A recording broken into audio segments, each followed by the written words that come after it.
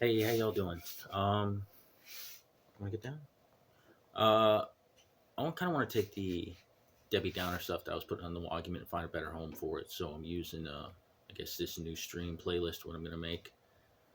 I just, like I said, it's stuff that I need to get out in various reasons and ways because it's been a long, grueling life for me, and now it's just coming to that point where I don't know. Sometimes it feels make or break. Please don't do that, kitty. Um, I do want to talk about, like I said, it's a difficult subject for me to talk about, not for me to talk about, but just because I don't have anyone to talk to. That's why I'm talking to a freaking computer screen or a phone, whatever. What I don't know what the right wordage is, but what kind of came to a head with this job that I had that I lost. Like I said, it was those spiritual betrayals, the ones that people don't see. That people don't like. The guy, my boss who betrayed me, doesn't care. It doesn't matter. I don't matter, and I get it. I'm just a cog in the wheel. I was just there to build his dream. Once I was gone, screw me. But what it took from me, it took like the pieces of my soul that I used to make versions of me because I gave it all away to this job because there was so many people asking so much stuff of me. It was just like Creed, Creed, Creed, all these little things they were asking of me, and I did. I was attentive. Nobody can say that. I did everything I could, and people still broke my balls about it. But that's all the side fact. I want to get to the point where I had that bottle of pills in my hand because it's the only time I mean, I've had suicidal tendencies in 2008, but I've never attempted suicide. I've just had, desire, just a built in desire to just, you know, check out, man. It's not worth it.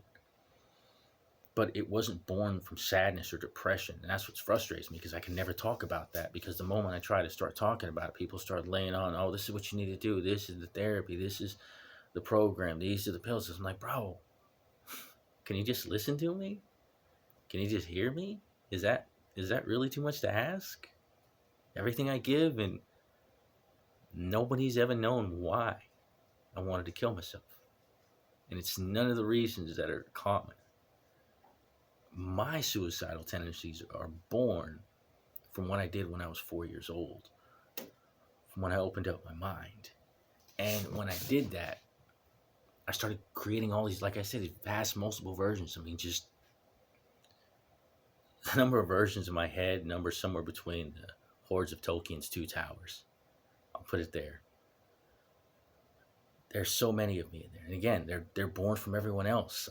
All the people I've met in the world, all the information I've drawn in, I've created different versions. Every scenario that I think of it from victor, victim, or voyeur. I look at it from all different aspects, and over time, what has happened is this war in my mind is broken out, and most of the good versions of me have been wiped out. And but the fortunate thing is the good versions of me have control of my body that affects the physical world.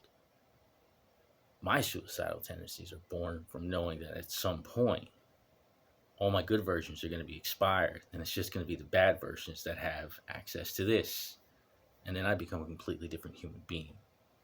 And I don't want to become that one because that's a bad one. So it's not born out of sadness and depression. Even though I don't feel depressed. I feel sad, and I don't. Like I said, I'll argue anybody the day long. They're not the same emotions. They're born from different places. My sadness is not. It's born from knowing that I have all these ideas in my head, and also knowing that I can't do anything with them. Nobody cares. It's the constant weight of knowing that all these horrible things are happening in the world because we aren't a better species, and here I am tripped over something that can help us make us better species, and nobody cares. It's shocking to me. I don't know, but that's that's where the core of it comes. Because, like I said, I've built all these different universes in my mind. All these different versions of myself have their own space, their own fully formed versions of themselves, and the few that I have left that are in control of this thing, they're dwindling. So it's like I don't have much time left. That job that I had took so much of it, and it literally took my life away, or time from my life away, I would say. And it broke my heart. That makes me sad too, but it's not what killed me. No, that's true. It kind of was. I mean, like I said, for the long stretch, that's been where my suicidal tendencies came from. But the thing that made me grab the bottle, that was different. Because, man, you got to appreciate the admiration I had, the devotion I had. I mean, I was this guy's loyal follower. And he made me believe that I failed him. He made me believe that I betrayed him. He put his failures on me. I didn't realize it at the time. I didn't realize it the day that it happened. And it broke me because he knew I was in a broken state. I told him. I told him a year prior. I tried to quit a year prior. I told him a circle and drain. He's like, no, just go a little further. We had a talk in his one of his offices. He's just go a little further, and I did. I kept going for him, and everything kept taken from me, and they kept pushing, and then I broke. I broke because he broke me. I mean, he broke me. It was a week later that I had that bottle of pills in my hand, and I was ready to just check out, man. I was done with life, and it was.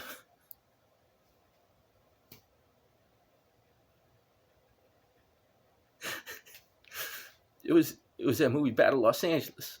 It was playing on this TV, and homeboy Michael Pena was dying, and it caught me because I love that movie. I love that movie for the second rope that comes down when they're hovering in that Humvee, or not the Humvee, the helicopter right over at the end of the movie, and Staff Sergeant's like, I'm gonna go take out this thing, and it's like, you guys go back to base, and he goes down, he's ready to go, and then you see a second rope. And then you see the dude slide down, and then another rope, and another rope. And it's like, because my whole life, I've always wanted to be a part of a team. I want to be a part of a team that people I could trust my back to. And I thought that's what I had there. I thought that's what I found. I thought he had my back. And he didn't. He buried a knife in it.